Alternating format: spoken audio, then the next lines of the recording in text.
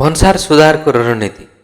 भन्सार मूल्याङ्कन भनेको आयातका लागि घोषित सामानको आर्थिक मूल्याङ्कन मूल्य निर्धारण हो। उत्पत्ति र वर्गीकरणसँगै भन्सार मूल्यले भन्सार ऋणको मूल्याङ्कनका लागि आधार प्रदान गर्दछ, जुन सामान्यतया भन्सार मूल्यको प्रतिशतको रूपमा गणना गरिन्छ। नेपाल सरकारले देशका सबै भन्सार कार्यालयमा लेनदेन वा भनौँ कारोबार मूल्यमा आधारित भन्सार मूल्याङ्कन प्रणाली लागू गरेको छ। यसले लामो समयदेखि आलोचित सन्दर्भ मूल्य सूची प्रणालीलाई खारेज गरेको छ, जुन भन्सार जाँचपासमा विवाद र पारदर्शिताको अभावको प्रमुख स्रोत रहँदै आएको थियो। केही समय अघि सरकारले नेपालले आफ्नो भन्सार प्रणालीमा अनलाइन मूल्याङ्कन डाटाबेसको परीक्षण सुरु गरेको धेरै भएको छैन।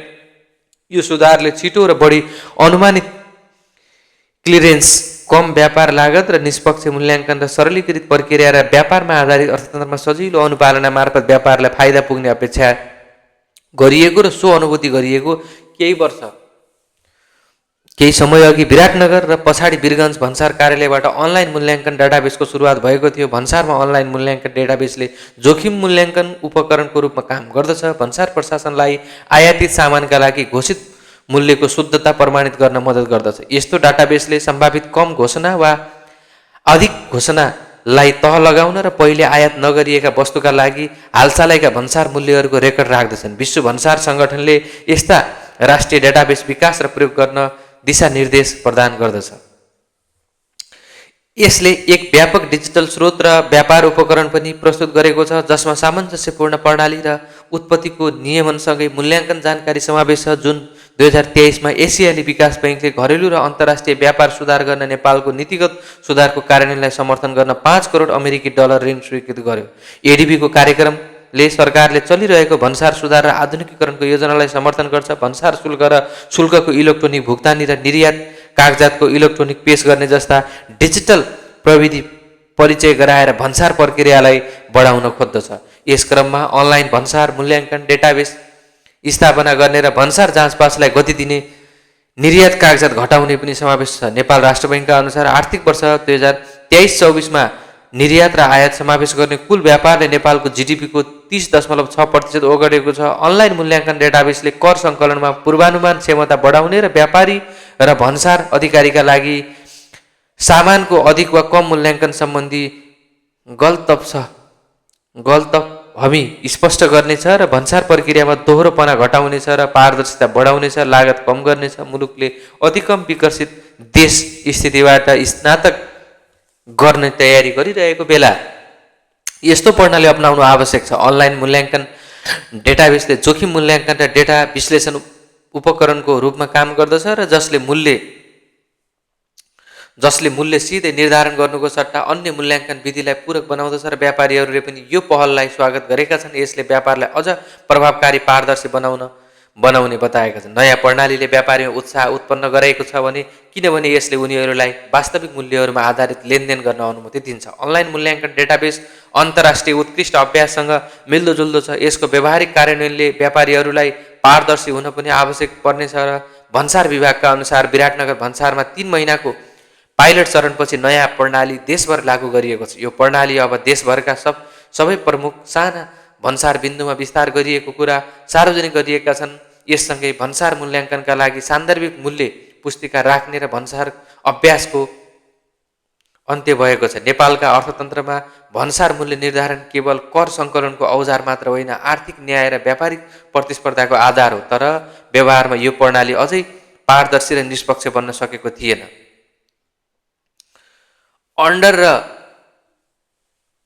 अन्डर इन्भोइसिङ अर्थात् कम मूल्य देखाउने प्रविधि र ओभर इन्भोइसिङ अर्थात् बढी मूल्य देखाउने प्रविधि व्यापक थिए। यी प्रविधिले राज्यलाई राजस्व हानि पुर्याउँदछ र वैध व्यवसायलाई घाटा पुर्याउँदछ र अवैध कारोबारलाई प्रोत्साहन दिन्छ। नेपालमा भन्सार मूल्य निर्धारण भन्सार ऐन 2076 र भन्सार नियमावली अन्तर्गत हुन्छ। भन्सार विभागले आँसीकुडा वर्ल्ड नामक डिजिटल प्रणाली प्रयोग गरिसकेको छ। आँसीकुडा वर्ल्ड नामक डिजिटल प्रणाली प्रयोग गरिसकेको छ, तर मूल्य डेटाबेस अद्यावधिकको अभाव र प्रशासनिक कमजोरीका कारण प्रणाली प्रभावकारी हुन सकेको अनुभव छ।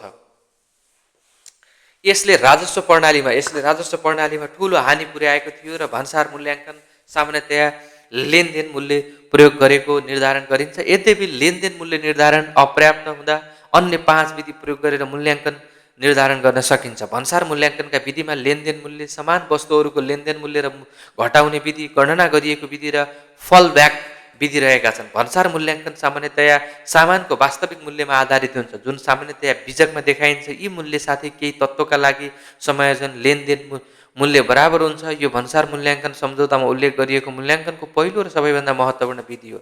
निम्न शर्त पुरा भएमा भन्सार मूल्य लेनदेन मूल्य बराबर हुन्छ। आयातको देशमा निर्यातका लागि बिक्रीको प्रमाण हुनुपर्दछ। यस्तो व्यावसायिक बीजक सम्झौता वा खरिद आदेश र खरिदकर्ताद्वारा सामानको डिस्पोजिसन र प्रयोगमा निम्न प्रतिबन्ध बाहेक कुनै प्रतिबन्ध हुन सक्दैन। आयात देशमा कानुनद्वारा आवश्यक वस्तु पुनः बेच्न सकिने भौगोलिक क्षेत्रमा सीमित वस्तुको मूल्यलाई उल्लेखनीय रूपमा असर नहोस्। मूल्याङ्कन विधिको रूपमा लेनदेन मूल्य प्रयोग गर्न र मूल्य आयातित सामानको मूल्य निर्धारण गर्न नसकिने शर्तको अधीनमा हुन सक्दैन। यी शर्तमा समावेश छन्: विक्रेताले सामानको मूल्य यस शर्तमा स्थापित गर्छ कि आयातकर्ताले निश्चित मात्रामा अन्य सामान पनि किन्ने गर्छ। सामानको मूल्य आयातकर्ताले विक्रेतालाई अन्य सामान बेच्ने मूल्यमा निर्भर गर्दछ। आयातित सामानसँगै अप्रासङ्गिक भुक्तानीको रूपमा पनि मूल्य निर्धारण गरिएको छ। यदि पर्याप्त जानकारी उपलब्ध छ भने लेनदेन मूल्यमा विशेष समायोजन गर्न सकिन्छ। विगतमा सरसरी हेर्दा नेपालमा भन्सार मूल्य प्रणालीका प्रमुख चुनौती 3वटा देखिन्छन्। पहिलो,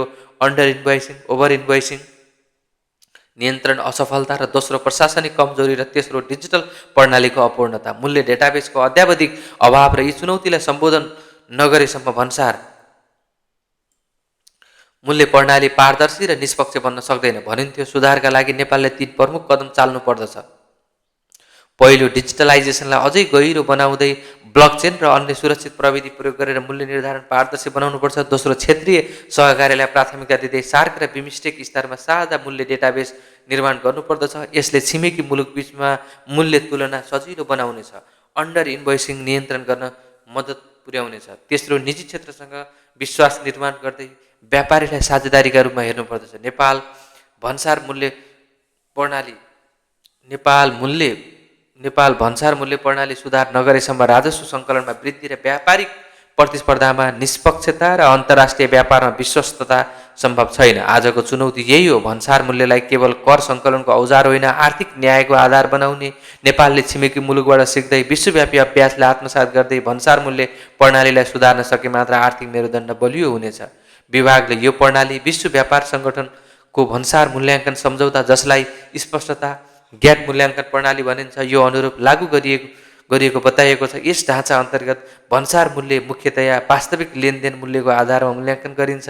आयातित सामानका लागि वास्तवमा तिरेको वा भुक्तान गर्न सकिने मूल्य पहिले भन्सार अधिकारीले मूल्य प्रत्येक 6 महिनामा अत्यावधिक गरिएको सन्दर्भ मूल्य सूची प्रयोग गरेका सामानको मूल्य निर्धारण गर्थे। यदि आयातकर्ताले सूचीबद्ध भन्दा पनि कम मूल्य देखाउने बिजकहरू पेश गरे भने भन्सार अधिकारीहरूले प्राय घोषित मूल्यलाई अस्वीकार गर्थे र सन्दर्भ मूल्यको आधारमा शुल्कहरू मूल्याङ्कन गर्थे, जसको परिणामस्वरूप उच्च कर दायित्व हुन्छ।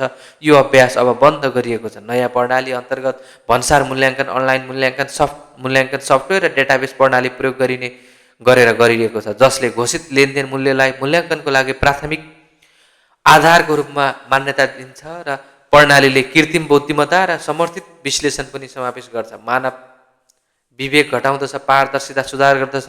बजार मूल्य सूचीबद्ध मूल्य बीचको भिन्नताका कारण अनौपचारिक माध्यम मार्फत पुँजी पलायनलाई प्रोत्साहन गर्ने, कम बिजकीकरण गर्ने र राजस्व चुहावटका लागि सन्दर्भ मूल्य प्रणालीको लामो समयदेखि आलोचना भइरहेको थियो। भन्सार अधिकारीको अत्याधिक विवेकाधिकारले भ्रष्टाचार र अनौपचारिक भुक्तानीको गुनासो पनि निम्ति आएको थियो, जबकि इमान्दार व्यापारी प्राय बढाइएको सन्दर्भमा मूल्यमा आधारित शुल्क तिर्न बाध्य भएका थिए, जसले गर्दा व्यापार लागत बढेको थियो।